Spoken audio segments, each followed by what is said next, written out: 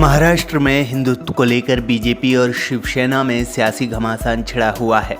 मुख्यमंत्री उद्धव ठाकरे की 14 मई की सभा को लेकर बीजेपी उन पर हमलावर है। इसी कड़ी में बीजेपी नेता और केंद्रीय मंत्री नारायण राणे ने महाराष्ट्र के मुख्यमंत्री उद्धव ठाकरे को लेकर जोरदार हमला बोला है। सोमवार को प्रेस कॉन्फ्रेंस कर नारायण राणे ने उद्धव ठाकरे की रैली को लेकर कहा कि 14 तारीख को महाराष्ट्र के सीएम उद्धव ठाकरे को बहुत ज़्यादा विज्ञापन देकर सभा लेनी पड़ी। शक्ति प्रदर्शन करने के लिए सभा की गई, लेकिन सभी को इस बात का अंदाजा आ गया होगा कि सीएम को इस सभा के लिए कितना खर्चा किया गया और कितने लोग आए थे। उन्होंने कहा कि महाराष्ट्र के पहले सीएम से लेकर देवेंद्र फडणवीस तक सभी सीएम ने राज्य का सिर ऊंचा किया, लेकिन सीएम उद्धव ठाकरे का हाल का भाषण शर्मनाक था। 14 तारीखला सामनाच आहे माझ्या हातात। 14 तारीखला महाराष्ट्राचे मुख्यमंत्री उद्धवजी ठाकरे फार मोठा गवगवा करून मुंबईत बीकेसीच्या इकडे जाहीर सभा घेतली। कुठलीही निवडणूक नाही असं असताना मुख्यमंत्री पदावर असताना एवढ्या जाहिरातबाजी करून सभा घ्यावी लागली। शक्ती प्रदर्शन करण्यासाठी सभा घेतली, पण पत्रकार महाराष्ट्राचे देशभरच्या जनतेने सभा किती भरली होती आणि खर्च किती केला याचा अंदाज केला असेल। मुख्यमंत्री महाराष्ट्राचे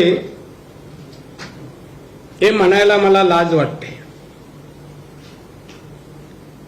महाराष्ट्राचा इतिहास मुख्यमंत्र्यांचा माननीय यशवंतराव चव्हाणांपासून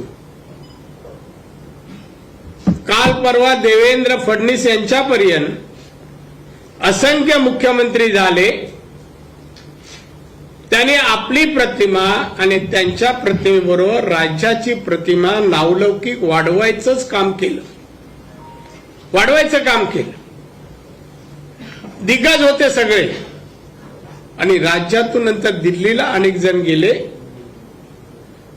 आणि देशातही आपली कारकीर्द कर्तृत्वाने गाजवली। हा इतिहास महाराष्ट्राचा असताना मुख्यमंत्र्यांचा असताना परवाचं भाषण ऐकल्यानंतर वाईट वाटलं। मी अपेक्षित नव्हतो। नारायण राणे ने उद्धव ठाकरे की हिंदुत्व की तुलना टोपी से करने को लेकर भी पलटवार किया। उन्होंने कहा कि हिंदुत्व दिमाग में होना चाहिए, किसी के टोपी में नहीं होता।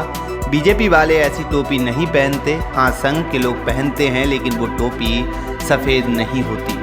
उद्धव ठाकरे पर हमला करते हुए राणे ने कहा कि आपका हिंदुत्व झूठा है, तभी तो आप 2019 में कांग्रेस एनसीपी के साथ चले गए, तब कहाँ गया आपका हिंदुत्व। राणे ने कहा कि आपने बाबरी मस्जिद की बात की, हमारे देवेंद्र फडणवीस के शरीर पर मजाक उड़ाया।